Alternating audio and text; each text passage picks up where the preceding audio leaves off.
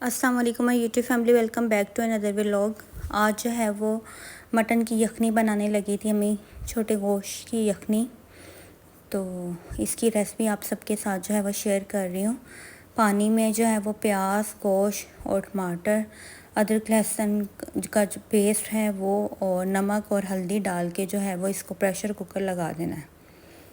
आधा किलो जो है वो गोश्त था, चाँप वाला गोश्त था, यानी अच्छे वाला गोश्त लेके साफ़ सुथरा गोश्त था।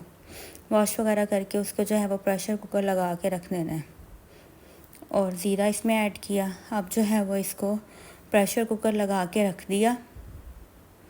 अच्छा जी, प्रेशर कुकर 10 से 15 मिनट बाद जब ओपन किया है तो इसकी जो यखनी थी ना वो एक साइड पे ग्लास पे निकाल ली है और इसमें जो बाकी गोश्त रह गया था उसमें मिर्च ऐड की है हल्की सी, और साथ में जो है वो रेड मिर्च ऐड की है और ब्लैक मिर्च ऐड की है, हल्की सी ही ऐड की है। और इसको जो है वो घी वगैरह डाल के अब भून लेंगे। याद रखिएगा, यखनी जब बनानी है तो पहले जब प्रेशर कुकर खोलना है तो इसकी में जो पानी होगा, यखनी सी बनी हुई होगी, वो अलग निकाल के फिर इसको भून के फिर वो यखनी इसमें ऐड करनी है। अच्छा जी, यहाँ पर इसमें घी शी ऐड कर दिया है, ऑयल ऐड किया है और अब जो है वो इसको अच्छे से भून लेंगे। भूनने में थोड़ा टाइम लेगा, गल तो गया था गोश्त लेकिन भूनने में टाइम लेगा ताकि स्मेल वगैरह ना आए गोश्त में से। इतने अच्छे से इसकी भुनाई करनी है आप लोगों ने। अच्छा जी, गोश्त यहाँ पर भूनना शुरू कर दिया था स्लो आंच पर। जो है वो इसमें इसको आपने भूनना है, इसकी जो है जितनी भी स्मेल है ताकि वो ख़त्म हो जाए। गोश्त के बस मेन यही मसला होता है, यही बात होती है, बड़ा गोश्त हो, छोटा हो या चिकन हो, कि उसमें से स्मेल ना आए बिल्कुल भी। जहाँ पर स्मेल आई तो समझो आपकी सारी की सारी मेहनत ज़ाया गई।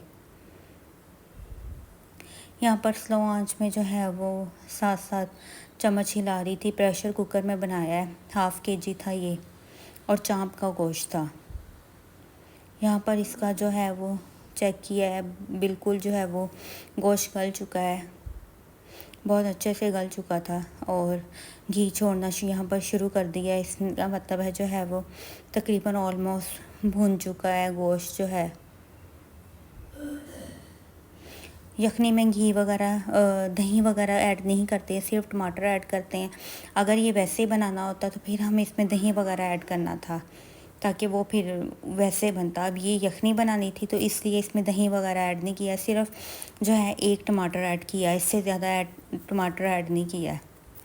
अच्छा जी, भूनना है, 7-7 चम्मच हिलाते रहना है ताकि जो है वो नीचे ना लगे।